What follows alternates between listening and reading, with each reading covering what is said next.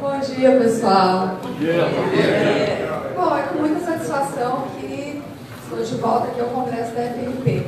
É bom olhar para os companheiros de jornada, né, nesses anos de luta aqui. Estava até conversando com o Nazareno antes da palestra. A última vez que a gente esteve junto aqui foi em 2017. E a gente tinha um clima bem diferente para fazer essa discussão da defesa das estatais. A gente estava no início da luta contra o plano de desinvestimento da Petrobras, que na verdade é o plano de destruição da Petrobras, tocado naquele momento, né, sob o governo golpista do Temer, e que nós, inicialmente, conseguimos ter diversas vitórias no campo jurídico e que atrapalharam os planos do governo de destruir a Petrobras. Né? A gente fala em privatização, mas depois do Fernando Henrique, ninguém mais falou de privatizar a Petrobras de portas fechadas, de porteira fechada. Até agora, né, que o novo presidente da Petrobras veio retomou essa ideia. Mas eu entendo que não é esse o projeto deles. O projeto de privatização, como a gente vem colocando, ele é um projeto de privatização disfarçado pela venda de ativos. Ou seja, o que vai sobrar da Petrobras se eles conseguirem implementar todo esse plano de desinvestimento? Vai sobrar esse prédio aqui, ó, da Avenida Senado, ou seja, um prédio aqui do Rio de Janeiro. Vai sobrar um grande elefante branco que não serve para nada. Bom, em 2016, quando a gente inicia essa luta contra o plano de desinvestimento da Petrobras, como eu já disse, a gente consegue várias vitórias. Porque também existiu uma crise, inclusive dentro do próprio judiciário, de que, bom, ninguém sabia o que ia ser o governo Temer. Ele era um governo provisório, ele tinha, como se diz, um objetivo claro, que era tentar entregar o máximo possível, mas que ele seria substituído. A discussão era o que viria depois do governo Temer. Então, até 2017, nós tivemos, como se diz, um momento, de 2017 até as eleições de 2018, nós tivemos um momento em que foi possível barrar esse plano de desinvestimento. Inclusive, por conta dessa divisão dentro do judiciário.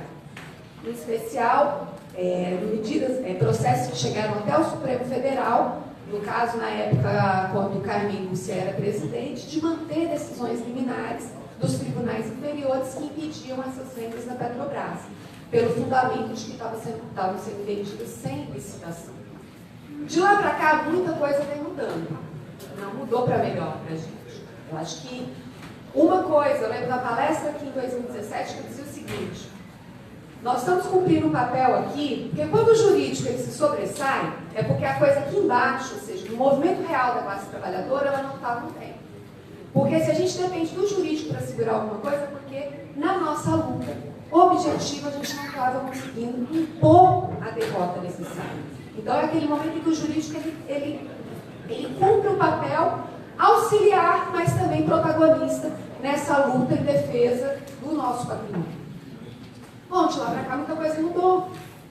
A nossa esperança era que a conjuntura política melhorasse. Querendo ou não, a gente fala, as eleições elas foram um momento importante. Elas foram um momento muito importante. E que ela era, naquele momento, ela foi o quê? O termômetro do que seria a nossa luta, a existência ou não da Petrobras. E a gente tomou uma bancada muito séria. E eu acho que a gente tem acordo aqui nisso. A eleição do governo Bolsonaro, ela é uma mudança de qualidade dentro dessa situação. O enfrentamento com esse governo, e a gente está vendo hoje por dentro, pelo novo presidente da Petrobras e tudo mais, a situação ela é mais complicada, porque a gente não está mais mexendo com o governo do Temer. A gente está mexendo com o governo democraticamente, eleito, com 4 anos de mandato pela frente. E a gente vê que, inclusive, o posicionamento do judiciário frente a esse governo já muda. Já muda, não é o mesmo posicionamento que existe em relação ao governo Temer.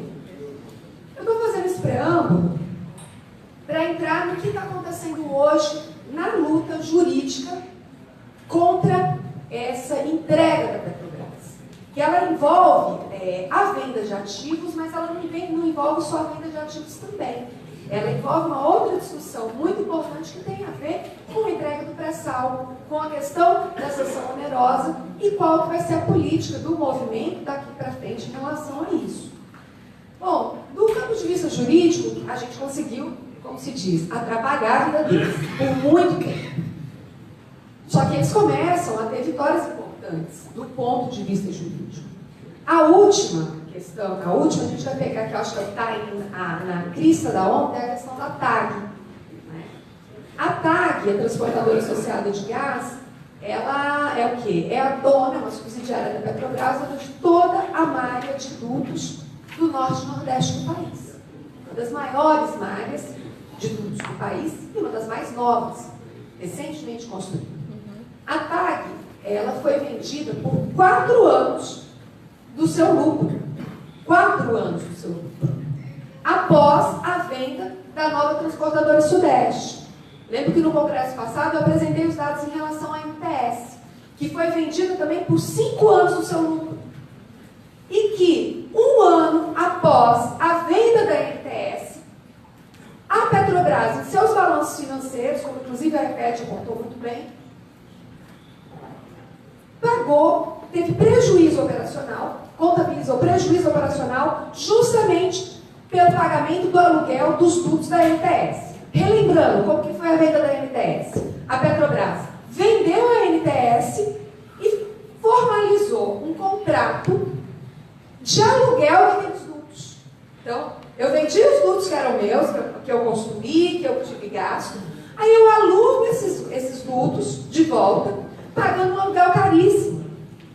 Em menos de 5 anos, a Petrobras vai pagar para Brookfield, que foi o fundo de investimentos que comprou a MTS, ela vai pagar de aluguel, em menos de 5 anos, mais do que ela recebeu pela venda desses ativos.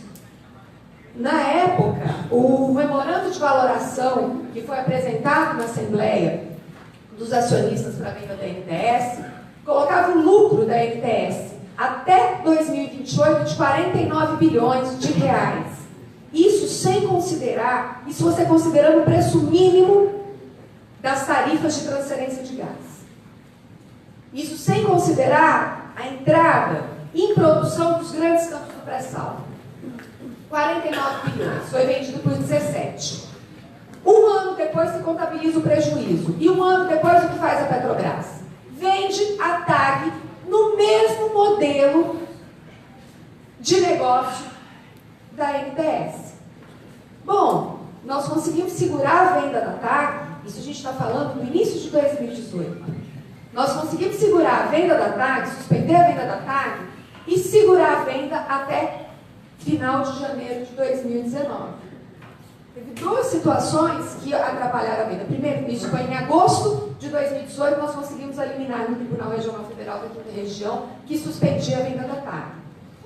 1 mês depois, o ministro Ricardo Lewandowski deu uma decisão na ação direta de constitucionalidade, a ADI 5624, onde, dando interpretação à nova lei das estatais, diz que no caso de venda, de desestatização de estatais, sociedades de economia mista, suas subsidiárias ou controladas, era necessário autorização legislativa e licitação, que era a tese que a gente vinha defendendo desde o início desse processo. Então, se suspende a venda da TAG pela liminar do TRF e após a decisão do Ricardo Lewandowski, a Petrobras lança um fato relevante suspendendo várias vendas, entre elas a TAG e as Fafens Araucária e Três Lagoas, né? Três Lagoas, que ainda não está em funcionamento. Bom, em janeiro, final de janeiro desse ano, a Petrobras e a União Federal recorrem ao Superior Tribunal de Justiça e o Superior Tribunal de Justiça suspende a decisão do Tribunal Regional Federal, apesar de não ter nenhuma competência para decidir aquela matéria, porque era questão constitucional. A discussão ali era constitucional. O Superior Tribunal de Justiça não poderia decidir, mas decidiu e liberou a venda. E a Petrobras Petrobras, com base nisso e com base no parecer da AGU, que até alguns companheiros questionaram, mas eles estão fazendo isso com base no parecer da AGU. Bom, o parecer da AGU é como o parecer meu. O meu parecer não é imparcial. O meu parecer tem lado. A tese jurídica que eu defendo tem lado. Que é o lado de que não pode entregar o patrimônio público por preço vil. A AGU tem lado, o parecer da AGU. O parecer da AGU é que dane-se a lei, dane-se a Constituição e vamos entregar a Petrobras e vamos entregar o país. É esse o parecer da AGU.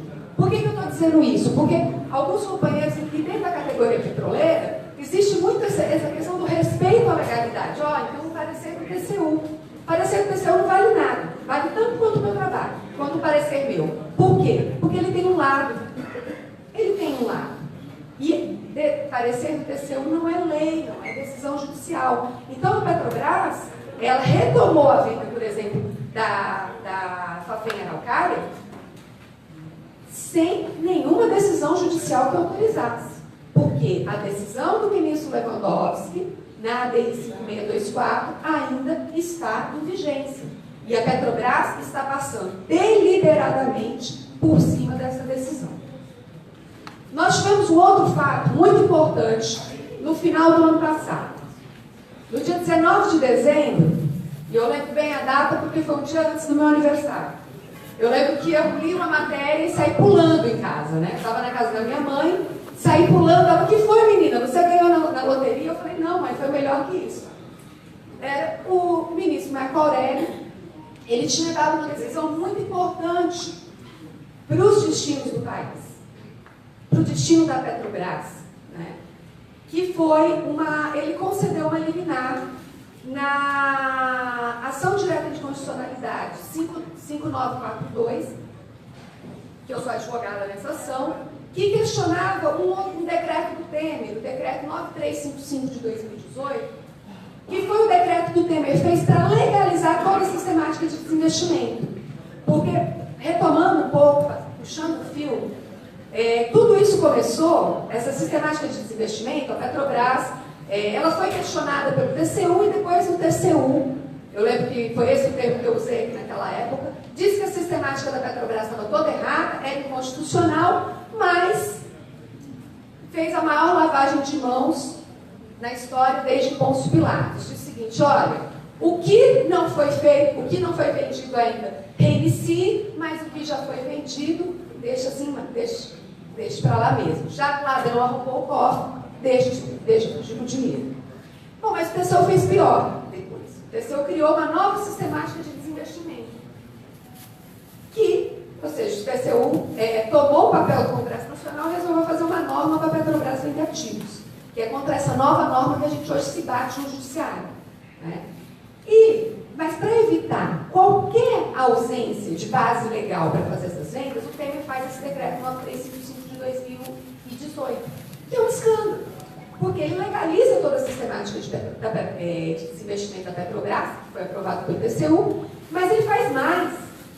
Ele autoriza a Petrobras, nos consórcios onde ela é operadora, a fazer compras e contratos sem licitação. Ele faz esse decreto e, no caso da Petrobras, 2 dias antes da entrada em vigência da Lei 13.303, que é a lei das estatais, a Petrobras, com base nesse decreto, altera o seu regulamento interno de compras e vendas, ou seja, para justamente justificar. Quando a gente fala em corrupção, se você libera, se você tem uma necessidade de procedimento licitatório para contratar serviços, para comprar material, você tem uma corrupção imensa, imagina se você simplesmente dispensa a Petrobras desse tipo de procedimento. Foi isso que o Temer fez. Bom, dia 19 de dezembro, o ministro Marco Aurélio, ele suspende essa decisão, esse decreto, e que era o decreto que estava dando a base, se vocês olharem lá no site de investidores da Petrobras, que é onde são divulgados os fatos relevantes sobre as vendas, né, os chamados teasers de venda, vocês vão ver lá no final que essa venda está sendo realizada com base na sistemática de desinvestimento aprovada pelo TCU e com base no decreto 9355 de 2018. Está lá. Bom, aí Marco Aurélio dá uma liminar nesse processo, nessa ação direta de constitucionalidade, determinando a suspensão dos efeitos do decreto. Foi por isso que eu dei pulo, falei que foi presente de aniversário, vai ser aniversário um dia depois. Bom, ele deu, nesse dia foi o mesmo dia que ele deu a decisão, a liminar também, numa daquelas ações uma das ADPF, se eu não me engano, que tinha a ver com o cumprimento da prisão de segunda instância, com base na qual poderia se libertar o Lula também. Essa o Toffoli caçou rapidinho. Até porque tinha o pedido da Procuradoria-Geral da República. Só que nesse processo, nessa outra ação direta de constitucionalidade, para vocês terem noção, até a DOT tinha dado parecer favorável a gente, dizendo que o decreto era inconstitucional e aconselhando a suspensão do decreto. Então, a PGR não pediu para cassar a liminar do Marco Aurélio nesse caso. A União Federal entrou com pedido de suspensão de liminar de sentença e o presidente do STF, o ministro Toffoli, deu a suspensão da liminar do ministro Marco Aurélio durante as férias do Supremo, com uma decisão que, com todas as vênias, é escandalosa. Por que eu digo que é escandalosa? Porque o fundamento dessa decisão era de que a Lei 13.300, a Petrobras não pode seguir a Lei 13.303, que é a lei das estatais, que obriga todas as empresas estatais, toda a sociedade de economia mista. O ministro-presidente do STF diz que a Petrobras não pode seguir essa lei porque faz mal para os negócios. Isso está escrito. Ele diz que a Petrobras precisa fazer parcerias, depois eu vou buscar aqui, eu leio para vocês, o que não é possível ante as exigências da Lei 13.303 de 2016. Ou seja, é essa a situação em que se encontra o Estado democrático de direito desse país. Quando o presidente do STF diz que a Petrobras não pode seguir a lei, ou não precisa seguir a lei, porque isso atrapalha os negócios. Foi isso que aconteceu. E com base nisso, a Petrobras retomou todas essas vendas, vendeu agora Espadarte, Tartaruga Verde, um campo com reservas medidas de 1 bilhão e 600 milhões de barris de petróleo. Espadarte não tem quase nada. E ela tinha feito a opção pela Oeste de Tartaruga Verde. Isso. Ela pegou também, então é completamente... Exato. Nem a lógica. Então, é essa a situação. Hoje, dentro do Supremo Tribunal Federal, tramitam essas duas ações que são extremamente importantes para a gente. São extremamente importantes. A ação ADI 5624, que tem a ver com a possibilidade da Petrobras realizar essas vendas das suas subsidiárias, das suas controladas, da forma que ela vem realizando, e a 5942, que é de relatoria do Marco Aurélio, que cuida do decreto 9355 de 2018. E que nós estamos fazendo todo o trabalho lá em cima para ver se conseguimos restabelecer a liminar, para parar esses projetos, de venda. Não é fácil. No caso da ADI 5624, o ano passado nós tivemos lá a FNP, eu fui expositora pela FNP, e estavam presentes várias outras entidades, né? E foi um debate muito interessante, porque era o seguinte: o que diz a lei nesses casos? Porque aqui a gente está falando o seguinte: politicamente nós temos um posicionamento que não tem que vender nenhum ativo, que existe outra saída, que manter a Petrobras estatal, que manter o pré-sal tem a ver com soberania, tem a ver com a sobrevivência digna, com a existência digna do nosso povo. Mas nós também queremos dialogar com aqueles que acham que tem que vender.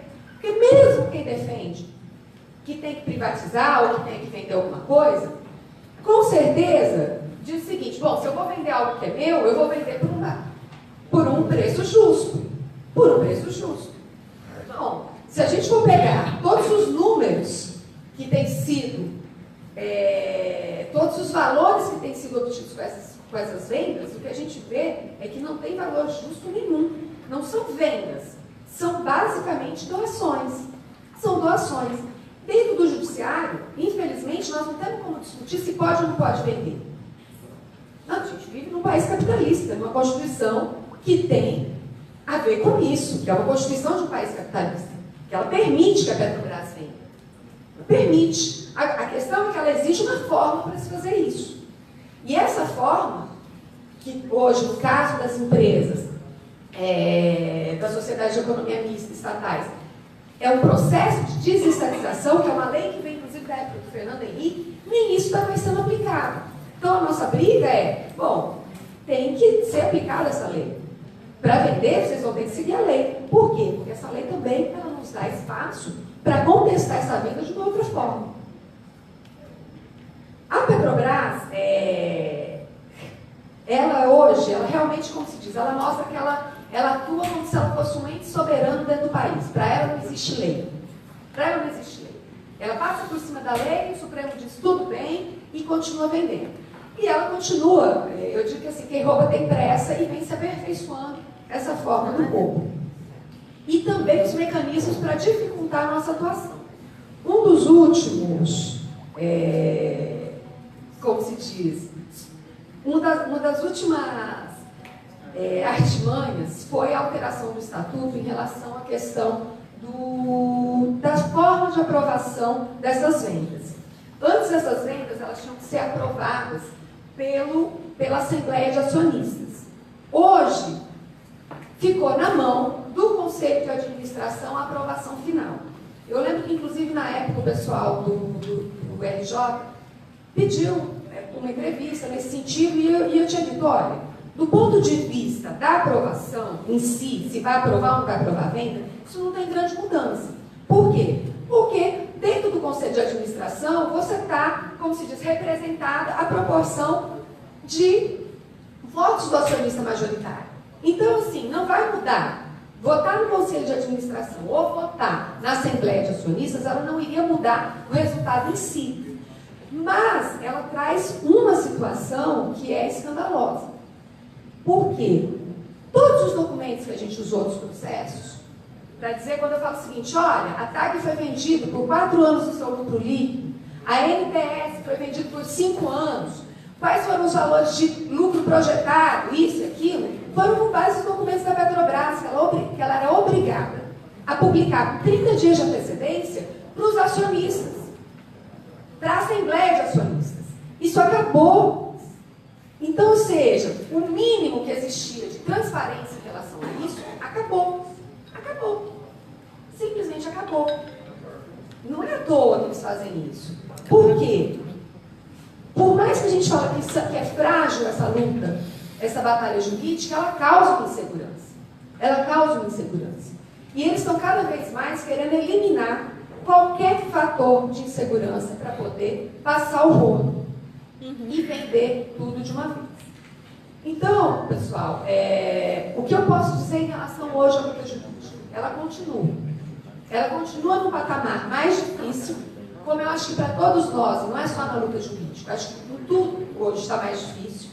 Nós vivemos um momento que muitas vezes a gente desanima, quando a gente olha, né, e começa a conversar, aquela história, essa eleição ela aflorou posicionamentos, às vezes, daquele colega nosso que estava do lado, que a gente nunca imaginou ouvir. Né? Eu acho que é um momento de reflexão, é um momento difícil, mas eu acho que é nos momentos difíceis que a gente tem que, como se diz, tocar o barco devagar, no sentido de manter a calma, levantar a cabeça e se reorganizar dentro dessa nova situação para luta. Eu acho que esse congresso tem esse papel, né, de reorganizar, de ver, apesar das nossas dificuldades, é aquela história, nós ainda estamos aqui, estamos vivos e estamos com a cabeça erguida, dispostos a lutar em defesa da Petrobras, em defesa do pré-sal e tudo mais. Então isso, eu acho que com toda a derrota que a gente teve, não é uma derrota, como se diz, que nos destruiu. A gente sentiu a pancada, mas a gente vai levantar, está levantando a cabeça e vai para cima deles. E junto com esse processo da Petrobras, de prega da Petrobras, vem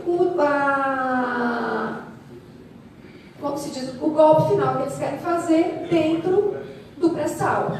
Né? Quando a gente vem aqui fazer a discussão da cessão onerosa, tem duas situações que estão hoje em discussão. Uma tem a ver com o pagamento que a Petrobras tem, o ressarcimento que a Petrobras tem que fazer, que a União tem que fazer à Petrobras em relação aos barris, aos 5 bilhões de barris que a Petrobras teria direito ali, e o restante tem a ver com a exploração do excedente da cessão onerosa, que hoje está seriamente ameaçado de ser retirado da Petrobras por conta do PLC, nossa, esqueci o número agora, gente, desculpe. Deu um branco. Que está em discussão dentro do Congresso. Porque, na realidade, quando foi feito o projeto Aleluia, nossa, tem hora que vai. E ali, quando a gente fala o seguinte, bom, o que é isso? Você vai um resumo muito simples, o que é isso? Quando foi feita toda essa discussão, o contrato da cessão onerosa, o governo, ele favoreceu a Petrobras. Foi um grande favorecimento. E estava correto. Estava extremamente correto. O problema é que agora, depois que a Petrobras fez toda a pesquisa, descobriu, desenvolveu, está tudo, como se diz, prontinho. O que eles querem fazer? Pegar os mesmos benefícios que foram dados à Petrobras e transferir para as empresas multinacionais. E hoje, essa discussão, ela ganha contornos do ponto de vista do